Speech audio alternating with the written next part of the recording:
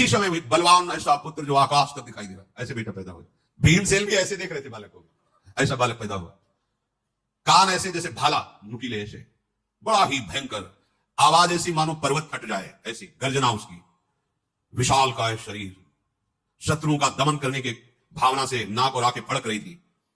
हाथ जोड़ करके भीम से उसने कहा कि जब आप हमें बुलाएंगे तब हम उपस्थित हो जाएंगे, जो सेवा कहेंगे वो हमारे लिए कोई ऐसा नहीं होगा कि मैं नहीं कर पाऊंगा, पर मेरा नाम तो रख दो। बाल रहित सिर होने के कारण उसका नाम घटोत्कच रखा गया। हिडिंबा ने कहा शर्त के अनुसार हमारा आपका मिलन समाप्त, और वो अंतर ध्यान हो गई। घटोत्कच हाथ जोड़े हुए भीम के साथ वहां पहुंचा जहां कुंती से अर्जुन आदि विराजमान थे। भीम ने कहा ये हमारी मां है। घटोत्कच ने प्रणाम किया और कहा निशंक होकर आदेश कीजिए, मैं आपकी क्या सेवा करूं। कुंती जी ने कहा कि ओ तुम्हारा जन्म कुरुकुल में हुआ है, तुम भीमसेन के पुत्र हो, इसलिए पांचों पांडव तुम्हारे पिता के समान हैं, तुम्हें सदैव हमारी सहायता करनी होगी। घटोत्कच ने कुंती जी को प्रणाम करके कहा दादी जी, रावण और मेघनाथ की जो महिमा बल में है उससे मैं पाई भर भी कम नहीं हूं। अगर मैं अपने स्वरूप में आ जाऊं तो प्रलय कर सकता हूं, तो सायोग की क्या बात, जब जहां आज्ञा। ऐसा था, मैं बढ़कर नहीं बोल रहा हूं, मैं रावण और मेघनाथ को एक क्षण में परास्त करने की सामर्थ्य रखता हूं। जब मेरी आवश्यकता हो, मेरे पितृवर्ग को सेवा की जब आवश्यकता हो, तब मुझे सेवा का अवसर देना, फिर मेरे बल को देख लेना। कोई सेवा हो तो आदेश करो या फिर मैं जाऊं। कुंती जी ने कहा अभी कोई सेवा नहीं। उत्तर दिशा की तरफ मुख किया और अंतर ध्यान हो गया, चला गया। महारथी पांडव बड़े प्रसन्न हुए। वो धीरे से उस वन को त्याग कर दूसरे वन में आगे बढ़े। सबकी जटाएं बन गई थीं, वलकल वस्त्र धारण किए थे। पांडवों के सर पर जटाएं, शरीर में वलकल या मृगचर्म, तपस्वी भेष में। माता कुंती को भीमसेन पीठ में बैठाल कर धीरे धीरे आगे बढ़ रहे थे। एक दिन जब वो बैठ करके कोई भगवत चर्चा कर ही रहे थे कि देखा कि भगवान व्यासदेव जी पधारे। बताया था उसने कि व्यासदेव जी मिलेंगे। शत्रुओं को संताप देने वाले पांडवों ने जे भी भगवान व्यासदेव जी को देखा, सब खड़े हो गए और हाथ जोड़ करके उनको साष्टांग प्रणाम किया। शास्त्रीय मर्यादा है, कोई वैष्णव, कोई संतजन या अपने पूज्यजन पधारे तो खड़े हो जाना चाहिए। उससे तुम्हारे प्राण पुष्ट होते हैं, हृदय पुष्ट होता है, आपकी आयु बढ़ती है, आपकी श्री बढ़ती है, आपके पापों का शमन होता है, नष्ट होते हैं। भगवान व्यासदेव जी ने कहा पांडु कुमारों, मैं सब दिव्य दृष्टि से देख रहा हूं, तुम्हारे ऊपर जो संकट आया है, वैसे तो हमारे पुत्र ही हैं धृतराष्ट्र और दुर्योधन आदि, पर संत महात्मा उसी का पक्ष लेते हैं जो धर्म से चलता है। संदेह नहीं कि मेरे अंदर कोई भेद बुद्धि नहीं है, पर मैं तुम्हारे पक्ष में हूं, क्योंकि तुम धर्म से चल रहे हो और सत्य से चल रहे हो। संतों का स्नेह उसी पर होता है जो धर्म पूर्वक आचरण करता है। यद्यपि उनका हृदय पक्षपात वाला नहीं होता, पर जब धर्म से चलोगे, भजन करोगे, तो अपने आप उनके हृदय का आशीर्वाद आपका पक्ष ले लेगा। मैं सदैव तुम लोगों पर दृष्टि रखता हूं। कभी ये नहीं सोचना चाहिए कि गुरुजन हमसे बात नहीं करते, हमारी तरफ देखते नहीं। ये बाहरी देखना, बात करना संसारिकता के अंतर्गत, व्यवहार के अंतर्गत आता है। वो आंतरिक दृष्टि से सदैव देखते रहते हैं। जैसे कछुआ जल में रहकर बाहर रखे हुए अंडों का चिंतन करके उनको पुष्ट करता है, ऐसे सच्चे सदगुरुदेव संत महात्मा अपने शरणागतों का चिंतन करके उनके अंतर की वृत्ति को सुधार करके भगवदीय मार्ग पर आगे बढ़ाते हैं। मैं तुम लोगों का हित करना चाहता हूं। सुनो, यहीं पास में एक रमणीय नगर है, उसे एक चक्रा नगरी कहते हैं। बहुत पवित्र ब्राह्मण रहते हैं, ब्रह्म ऋषि जन। तुम जाओ और उस नगर में रहो। तुम्हारे पुत्र, चिंता मत करो, भोग और ऐश्वर्य से संपन्न होंगे, एक दिन राज सिंहासन पर बैठेंगे, पर अभी समय है, ऐसा भगवान व्यासदेव जी कहकर सहसा अंतर्धान हो गए। कुंती जी अपने बालकों के साथ आगे बढ़ी। वन के बाहर एक चक्रा नगरी थी, उस नगरी में प्रवेश किया और एक ब्राह्मण से कहा कि मुझे कुछ समय के लिए आप अपने घर में रख लीजिए, बस केवल रख लीजिए और हमारे पुत्र भिक्षावृत्ति से उदर पोषण करेंगे। उस ब्राह्मण ने, जो एक चक्रा नगरी में रहता था, बड़ा प्रसन्न हुआ। ऐसे महारथी 5 और कुंती देवी का वो सौम्य स्वरूप देवी हैं, साक्षात भगवत भक्ता हैं। इनके समान कौन भक्त होगा जो भगवान से प्रति कदम में विपत्ति मांग रही कि प्रभु मुझे हर कदम कदम पर विपत्ति मिले, क्योंकि विपत्ति में मैं आपके स्मरण में, आपके प्यार में और आपको सामने देखा है। मुझे ऐसा सुख संपत्ति नहीं चाहिए जिससे मैं आपको भूल जाऊं। पांडवजन वहां भिक्षावृत्ति के द्वारा जीवन निर्वाह करते रहते थे।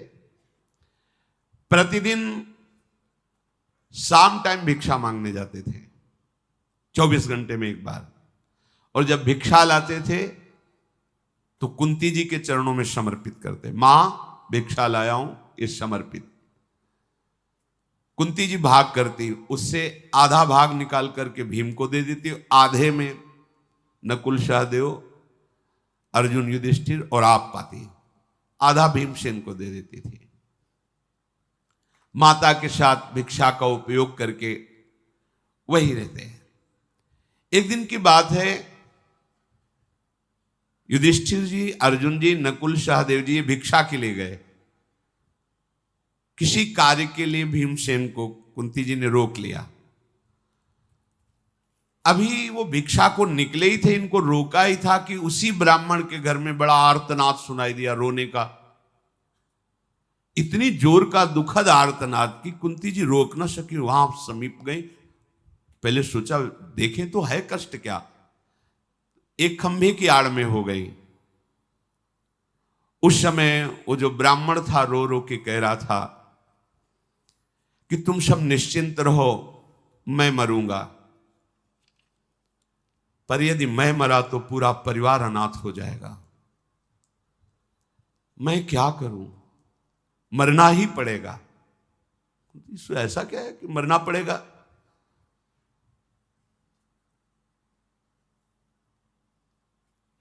पत्नी ने कहा कि अगर आप मरोगे ना तो पूरे परिवार का पोषण नहीं हो पाएगा, मैं मरूंगी ना तो तुम परिवार का तो पोषण कर लोगे।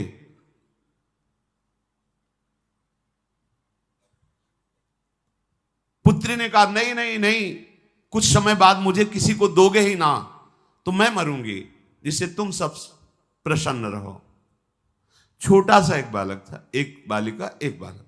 वो बालक बहुत छोटा था, तोतली वाणी में उसे छोटा सा डंडा उठाया और कहा तुम कोई नहीं मरोगे, मैं उसे मारूंगा। ऐसे कुंती जी का हृदय द्रवित हो गया, सामने आई। क्या बात है, ये मरना क्या आप लगाए हुए हो, कौन है, क्या है, क्या विपत्ति है, क्यों आर्तभाव से रो रहे हो? उनका नहीं नहीं, आप जाओ, हम भारी समस्या में पड़े हुए हैं, आप हमारी बात मत सुनो, आप हमारे अतिथि हो, आप सुखपूर्वक रहो।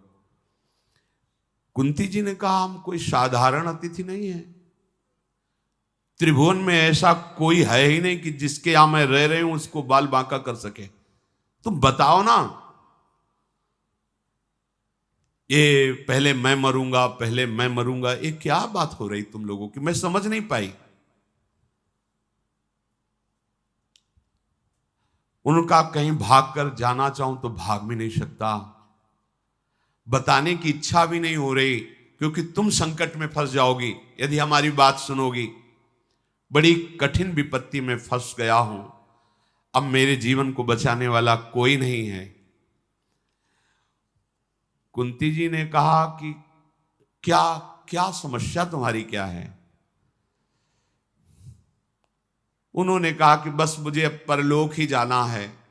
वो डर रहे थे कि अगर हमने इनसे कोई बात कही और ये नगर में बात गई तो पूरे नगर का नाश हो जाएगा।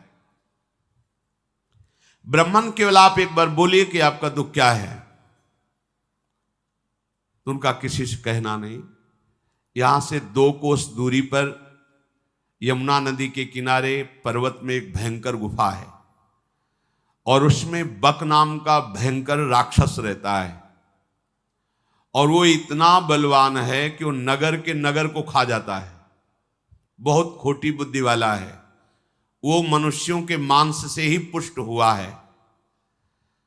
प्रतिदिन पूरी प्रजा को अनाथ देख करके सब लोगों ने निश्चय किया है कि क्रम से इसको एक एक दिन का भोजन दिया जाएगा, जिससे पूरे नगर को मनमानी ये नहीं खाएगा। उसके लिए 20 बैलगाड़ी अगहनी चावल का भात, 20 बैलगाड़ी चावल भात और 200 भैंसे, कढ़ी रोटी पकौड़ी पुआ ये सब बिना गिनती के, और वो एक मनुष्य परिवार से वो लेके जाएगा। तो जैसे मिर्च खाई जाती है ऐसे बीच बीच में मनुष्य को खाएगा और ये सब भोजन पाएगा। बकासुर उसका नाम था, बक। हर एक इस देश में हर एक घर की बारी आती है और घर का एक मनुष्य ये सब लेकर के जाता है। काफी समय बाद बारी पड़ती है, पर जिसकी बारी पड़ती है वो उजड़ जाता है। कितना उसको भोजन, अगर कोई छूटने का प्रयत्न करे तो मोहल्ले के मोहल्ले को खा जाता है। इसलिए भयवश जिसकी बारी होती है उसको जाना ही पड़ता है। और आज हमारी बारी है ना, हमारे पास इतना विशाल काय भोजन है भाई, इतने गाड़ी चावल और सब, और हम गरीब ब्राह्मण है, 200 भैंसे कहां से खरीदे? और हम जाएंगे तो हमको भी खा जाएगा, नहीं जाएंगे तो पूरे मोहल्ले को खा जाएगा। इसीलिए हम सब रो रहे हैं कि क्या करें, कैसे करें। मेरे पास धन नहीं है कि मैं किसी को खरीद करके ऐसी भोग सामग्री वहां पहुंचाऊं। अब उस राक्षस से छूटने का कोई उपाय नहीं है, अब तो हमें नष्ट ही होना है। एक बार सोचता हूं कि पूरे परिवार से जाकर उसके सामने बैठ जाऊं, फिर सोचता हूं छोटे छोटे बच्चे बच्ची हैं, बड़ी नृशंस हत्या होगी। कुंती बोली आपने पहले क्यों नहीं बता दिया? आपको बिल्कुल विषाद नहीं करना चाहिए। तुम्हारे तो एक पुत्र है, मेरे 5 पुत्र हैं, एक दिया। तुम चिंता मत करो, हमारे 5 पुत्र हैं, हमने एक पुत्र दिया, आपके लिए दिया। ब्राह्मण ने कहा कदापि नहीं, मैं सब कुछ सहन कर सकता हूं, लेकिन जिसको शरण दिया है उसको कष्ट हो जाए ऐसा नहीं। ये देखो धर्म का ये स्वरूप है। तुम हमारी शरण में हो, तुम्हें कष्ट नहीं दे सकता, मैं पूरे परिवार सहित वहां जाकर के अपने को खवा सकता हूं। कुंती जी ने कहा ब्रह्मा ने हमारे बेटा ऐसे बेटे नहीं हैं। तुमको बताऊं, जो बेटा आज रुक गया है ये मंत्रवेत्ता है, ये जादू जानता है। ब्राह्मण को सरल भाषा में समझाया, वो अपने मंत्र से दैत्य को वश में करके मार डालेगा, बस किसी से कहना नहीं, तुम किसी से नहीं कहना। ब्राह्मण को लगा कि वो मंत्र तो हम भी सीख लेंगे, तो बोले वो मंत्र जल्दी किसी को सिखाया नहीं जाता, सिखाने पर उतना लाभ भी नहीं मिलेगा, मेरे बेटे को आता है। अब ब्राह्मण बड़ा प्रसन्न हो गया। कुंती जी ने कहा कुछ खीर पुआ तैयार करवा लो, भैंसे वैसे तो रहने दो, क्योंकि जो ले जाएगा उसी के लिए भी तो चाहिए। अब वहां जब 20 गाड़ी चावल तैयार करना था तो अपने हिसाब से उसने भोजन, भीम से कहा कि बेटा हमारा धर्म है, जो विपत्ति में फंसा हो उसको सहयोग करना। देखो परहित सरिस धर्म नहीं भाई। अगर कोई बहुत बीमार पड़ा है और उसकी सेवा करने वाला कोई नहीं, यदि आप उसको दवा देते हैं, सेवा करते हैं, तो बहुत बड़ा पुण्य होगा, ये भगवान की बड़ी सेवा हो जाएगी। कोई वृद्ध है उसको आप सुविधा दोगे, भोजन दो, बड़ा मंगल होगा। भगवान इससे बहुत जल्दी कोई विपत्ति में फंसा है उसका सहयोग कर दीजिए बिना किसी लाभ की आकांक्षा किए। वो ब्राह्मण प्रसन्न हो गया। भीमसेन ने कहा, मां आप निश्चिंत रहना, आप चिंतित मत होना। इतने में युधिष्ठिर जी आ गए। भीमसेन की आकृति को देख के ही पता चल गया। कुंती जी से कहा, ये कुछ करना चाहता है, इसके चेहरे से पता चल रहा है, इसने क्या ठान लिया है। तो कुंती जी ने कहा कि मेरी आज्ञा से ब्राह्मण के घर में ऐसा संकट आ गया है, तो मां ये अशय और दुष्कर साहस है, भला आप अपने पुत्र को ऐसी जगह क्यों भेज रही हैं। तो उनका बेटा, जिसका कहीं थोड़ा भी अगर सुख लिया जाए तो बदले में उसको बहुत सुख देने का विधान करना चाहिए। ऐसे धर्मात्मा पर अगर एक बार किसी ने तुम्हें संकट में पानी भी पिला दिया है तो कृतज्ञ रहना चाहिए। पर आजकल न सत्संग है न शास्त्रों का स्वाध्याय, तो जो तुम्हारा हित करे उसी के गले में छुरी चला दे, ऐसा स्वभाव बन रहा है लोगों का। पर ऐसा नहीं होना चाहिए। आश्चर्य होता है, जिस मां ने अपने हृदय में इतना वात्सल्य रख करके जब हम लघुशंका कर देते हैं तो अपना गीले पे लेट जाती है, हमें सूखे पे से। वो अपने वक्षा स्थल का दूध पान कराकर हमें बड़ा करती है, और जब वो वृद्धावस्था खो जाती है, उसकी सेवा का समय होता है, तो अपनी बहू को लेकर देश विदेश घूमते हैं, उस माँ की कोई परवाह नहीं करते। हाँ, बहुत धन हुआ तो अनाथालय में, वृद्धा आश्रम में भेज दिया, लेकिन सोचो उस समय उसे प्रेम की आवश्यकता है, धन की नहीं। उसे उसी दुलार की आवश्यकता है जिस दुलार से तुम्हें पाला। बहुत बुद्धि निकृष्ट भाव को प्राप्त हो जाती है। वो अपने माता पिता को ऐसे नहीं करना चाहिए। भाई आगे चलकर तुम भी वही बनने वाले हो, तुम भी वृद्ध होने वाले हो कि तुम्हारा लड़का अमेरिका में रहेगा, फोन से बात भी नहीं करेगा। जैसे तुम आचरण करोगे वैसा ही बर्ताव तुम्हारे साथ होगा। वृद्धों की सेवा करना ये सबसे बड़ी तपस्या है, क्योंकि जब आप सेवा करोगे तो कटुवचन भी बोलेंगे, आपको सहना होगा। सहन करके उनकी सेवा कर ले गए तो वही तुम्हारे उत्तम लोकों की प्राप्ति का कारण होगा। तो बेटा, मैं देख सकती हूं कि देवराज वज्रपाणी इंद्र की भी सामर्थ्य नहीं कि मेरे बेटा भीम को परास्त कर दें। इसलिए मैंने किसी लोभ से या ज्ञान से या मोह से नहीं, धर्म के द्वारा सत्य का विचार करके ब्राह्मण की रक्षा के लिए भीमसेन को आदेश किया है।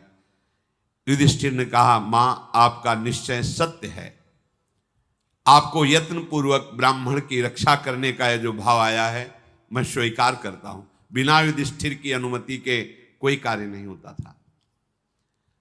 अब ब्राह्मण की रक्षा के लिए भीमसेन ने मां को प्रणाम किया।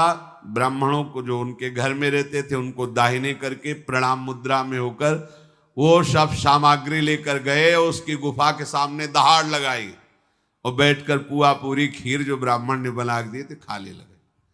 और वो निकला राक्षस, उसने देखा कि ये मेरे लिए लाया हुआ भोजन तो स्वयं चट कर रहा है, वैसे वैसे तो दिखाई नहीं दिए। बहुत क्रोधित हुआ। भीमसेन भोजन कर रहे थे, आया और दोनों हाथ से घूंसा बांधकर भीमसेन की पीठ पर प्रहार किया। भीमसेन पाते रहे, बार बार वो प्रहार करता, वो बोले भी नहीं, पा लिए। उसने एक बड़ा वृक्ष उखाड़ा और भीमसेन पर प्रहार किया। वृक्ष चूर, भीमसेन पा रहे। जब पा चुके, आचमन किए, तब लौट करके उसकी तरफ हेरे।